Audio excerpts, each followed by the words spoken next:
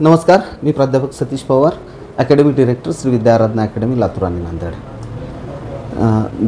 यावर्षी म्हणजे 2024मध्ये शैक्षणिक वर्ष 2023-24मध्ये ज्या विद्यार्थ्यांनी इयत्ता 10वी बोर्डाची परीक्षा दिलेली आहे, मग त्यामध्ये स्टेट बोर्डाचे विद्यार्थी असतील, CBSE बोर्डाचे विद्यार्थी असतील किंवा ICSE बोर्डाचे विद्यार्थी असतील किंवा महाराष्ट्राच्या शेजारपाजारच्या राज्यामध्ये इतर वेगवेगळ्या बोर्डाचे विद्यार्थी असतील, अशा सर्व विद्यार्थ्यांना माझं म्हणजे त्यांचं अभिनंदन की आपण खूप छान प्रयत्न करून यावर्षीचे बोर्डाची एक्झाम आपण दिलेली आहे.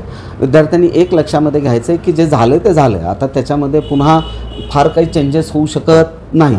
म्हणून परीक्षा ही प्रामुख्यानं आरशाचं काम करत असते, एखाद्या मिररचं काम करत असते. ज्या पद्धतीनं आपण तयारी मागच्या संबंध 1 वर्षभर करत होतात त्याचं रिफ्लेक्शन हे परीक्षेच्या माध्यमातून किंवा त्याच्या रिझल्टच्या माध्यमातून आपल्यासमोर येणार आहे. जसं आपण आरशाच्या समोर उभारल्याच्या नंतर ज्या पद्धतीनं आपण आरशाच्या समोर उभा टाकून तयारी करतो, स्वतःला तयार करतो आहे ना, स्वतःचं मेकअप करतो, त्याच पद्धतीनं परीक्षेच्या माध्यमातून आपल्या गुणवत्तेचं मेकअप होत असतं. तिथले मार्क्स म्हणजे आपली गुणवत्ता. आणि त्या संदर्भाने जे आपण एक संबंध वर्षभर खूप छान तयारी केली, त्याच्या माध्यमातून परीक्षा दिली, त्यामुळं तुम्हा सर्वांना खूप खूप अभिनंदन त्या परीक्षेच्या संदर्भामध्ये. दुसरी महत्त्वाची गोष्ट, आता आपण 10वीच्या परीक्षा झाल्याच्या नंतर याचा विचार करत असाल की व्हॉट नेक्स्ट. कारण विद्यार्थी मित्रांनो, येणारी 2 वर्ष तुमच्या आयुष्याला अंतर्बाह्य कलाटणी देणारी आहेत. तुम्ही जे क्षेत्र निवडणार आहात आता 11वी आणि 12वीमध्ये, ते क्षेत्र म्हणजे तुमच्या आयुष्यभराची शिदोरी असणार आहे. आणि त्यामुळं हे करिअर निवडत असताना थोडंसं आपण सर्वांनी कॉशियस असणं गरजेचं आहे. कुणी आपल्याला सांगेल सायन्स, कुणी आर्ट्स, कुणी कॉमर्स आहे ना, मग नीट सायन्समध्ये आल्याच्यानंतर नीट, JEE, CET, मॅथमॅटिक्स ग्रुप निवडायचा का बायोलॉजी ग्रुप निवडायचा, PCMचा ग्रुप निवडायचा का बायोलॉजीचा ग्रुप निवडायचा, नीटची तयारी करायची सायन्समध्ये का JEEची करायची का मग राज्यातल्या इंजिनिअरिंग कॉलेजेसच्या संदर्भामध्ये CETची तयारी करायची. या संदर्भामध्ये सातत्यानं वेगवेगळ्या लोकांकडनं वेगवेगळी माहिती आपल्या आप्तस्वकीयांकडनं, पाहुण्यांकडनं, मित्रांकडनं आपण ऐकणार आहात. किंवा आता तुमच्याकडे रिसोर्सेस तुमच्या हातामध्ये एवढे मोठ्या स्वरूपामध्ये आलेले आहेत की इंटरनेटच्या माध्यमातून ती माहिती तुम्ही सर्च करू शकता.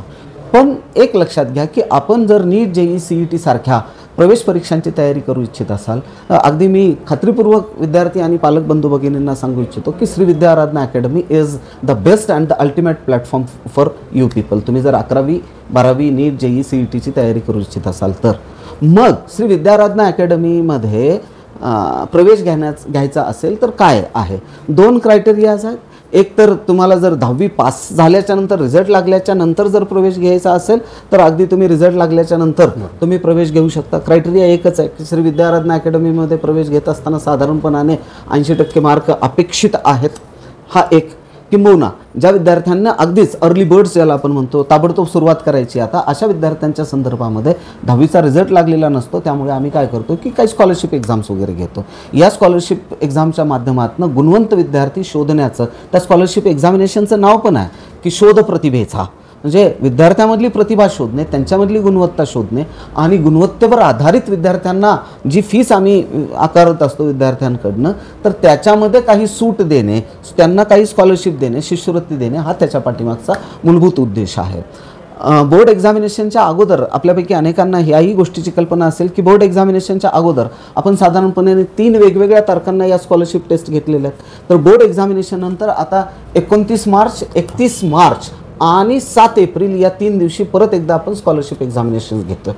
श्री विद्या आराधना अकॅडमीच्या स्कॉलरशिप एक्झामिनेशनचं वैशिष्ट्य असं की या स्कॉलरशिप एक्झामिनेशन्स या ऑफलाईन त्याचसोबत कम्प्युटर बेस्ड CBT पद्धतीनं, कम्प्युटर बेस्ड टेस्टिंग या पद्धतीनं सुद्धा घेतल्या जातात. लातूर आणि नांदेड जिथं आमचे सेंटर्स आहेत, कोचिंग सेंटर्स आहेत, त्या ठिकाणी आम्ही ऑफलाईन एक्झामिनेशन घेतो. म्हणजे आमच्या विद्या आराधना अकॅडमीलाही आपल्याला परीक्षेसाठी त्या दिलेल्या वेळेमध्ये यावं लागेल आणि इथे येऊन पेन पेपर बेस्ड एक्झामिनेशन द्यावी लागेल.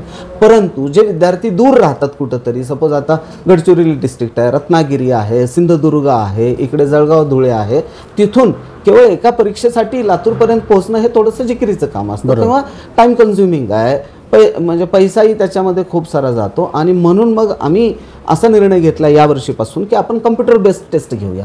कम्प्युटर बेस्ड टेस्ट म्हणजे काय, आम्ही वेगवेगळ्या शहरांमध्ये 39 वेगवेगळ्या शहरांमध्ये साधारणपणाने काही कम्प्युटर सेंटर्स जिथे CET, JEE किंवा शासनाच्या वेगवेगळ्या ऑनलाईन परीक्षा होतात ना, असे काही सेंटर्स आम्ही हायर केलेले आहेत.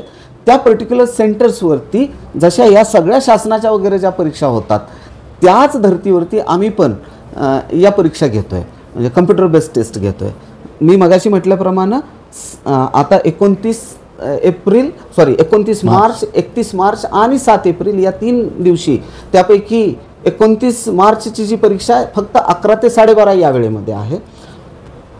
31 मार्च आणि 7 एप्रिलच्या परीक्षा मात्र 2 वेगवेगळ्या वेळेमध्ये घेतल्या जातील. सकाळची वेळ असेल 11 ते 12:30 आणि दुपारची वेळ असेल 3:30 ते 5 या 2 वेगवेगळ्या वेळांमध्ये या परीक्षा प्रामुख्यानं वेगवेगळ्या सेंटरवरती आणि ऑफलाईन जर असेल तर लातूर आणि नांदेड या सेंटरवरती आपण घेतो आहे. फिजिक्स, केमिस्ट्री, मॅथमॅटिक्स, बायोलॉजी 9वी आणि 10वीचा तुम्ही जो काही अभ्यास केलेला आहे मग त्याच्या CBSE, स्टेट बोर्ड, ICSE यासारख्या वेगवेगळ्या सिलेबसमध्ये कॉमन असणाऱ्या टॉपिक्सवरती 15 क्वेश्चन फिजिक्सचे, 15 केमिस्ट्रीचे, 15 बायोचे आणि 15 मॅथमॅटिक्सचे असे 60 प्रश्नाची 240 गुणाची म्हणजे +4-1 या पद्धतीने ही परीक्षा आपण घेतो, ज्याच्या आधारावरती खूप मोठ्या स्वरूपामध्ये 10% पासून ते 70% स्कॉलरशिप आपण विद्यार्थ्यांना देतो. विद्यार्थी मित्रांनो आणि पालक बंधू भगिनींनो, आपण हे लक्षात घ्यायचं इथे स्कॉलरशिपपेक्षा सुद्धा क्वालिटी ऑफ स्टुडंट आणि विद्यार्थ्याची गुणवत्ता ही सगळ्यात महत्त्वाची गोष्ट. आणि ही 2 वर्ष तुमच्या आयुष्यामध्ये खूप महत्त्वाची असल्याकारणाने, तुमच्या आयुष्याला नवीन आयाम देणारी असल्याकारणाने, आयुष्याची दिशा ठरवणारी असल्याकारणाने माझं आपल्या सर्वांना कळकळीचं आव्हान असेल, विनम्र आव्हान असेल की अकॅडमी शोधत असताना, कोचिंग सेंटर शोधत असताना खूप काळजीपूर्वक सेंटर्सची हे करावी. माझ्या गावात आहे, जवळ आहे याच्यापेक्षा सुद्धा क्वालिटी काय आहे हे आपण पाहावं आणि त्याच्या अकॉर्डिंगली आपण best of the best educational इन्स्टिट्यूटचं चॉईस करावं. त्यासाठीच मग आपण या स्वरूपामधल्या परीक्षा या ठिकाणी देतो.